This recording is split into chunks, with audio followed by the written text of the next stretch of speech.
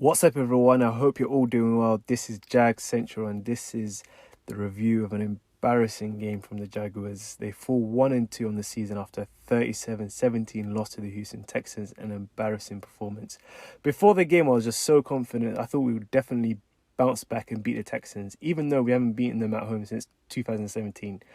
Even though Trevor Lawrence has a losing record against the Texans, even though he's only thrown one touchdown against them in his NFL career, even though the Texans were missing so many guys on defense, they had a banged-up O-line.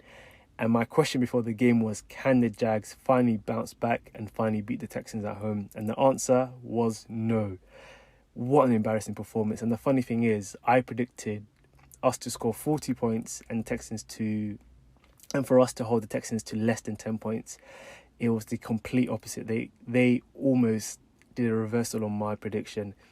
The defense I've been praising all season just didn't show up today. We got no sacks on the Texans. The pass rush was ridiculously awful against a banged-up O-line.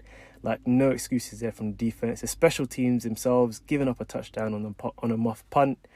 And the offense just hasn't been clicking all season. Like, they were the worst. Coming into this game, they were the worst on third-down conversions. We hadn't scored a touchdown in 4 quarters, and then also 2 quarters in today's game. So we went 6 quarters without scoring a touchdown. And the only positive from the offense today was probably Travis Etienne, and he got injured as well. Like, in my preview, I talked about offensively what we needed to do to use him. And in the running game, we needed to use him. But when the passing game isn't up to scratch, there's nothing more you can do. The key plays from the Jags, like on the first drive, Calvin Ridley dropped a sure touchdown, and then Brandon McManus goes and misses a 48 field goal. And then another drive, we have McManus who misses another kick due to a block by Will Anderson. And then just before halftime, Jamal Agnew catches a 15-yard pass and then fumbles the ball away to the Texans, and then go and score a field goal from there. And then we go into the half 17-0. We come back out.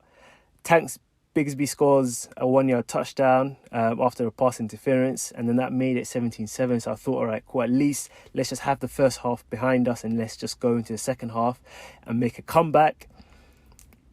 We come back and make it 17-10 with a field goal, and then what happens? I went to the toilet, I come back, and the Texans are 24-10 up. Like, what the hell happened? And that was the special teams letting the Texans score from a muff punt, and the fullback takes it all the way home and scores.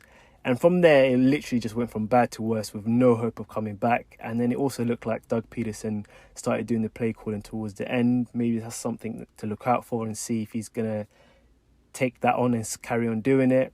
But to be honest, it's literally just best that we just forget about this game and just look forward to our next game in London against the 2-1 Falcons, who lost 26 to the Lions. That could be an awful game, to be honest, because with our offense not showing up and the Falcons having a pretty poor offense as well, it could be a pretty bad game next week. But as usual, I'm going to be doing my preview for the next game. It will be an early one this week. Hope to catch you guys, and thank you for watching. But what an embarrassing performance today from the Jacksonville Jaguars.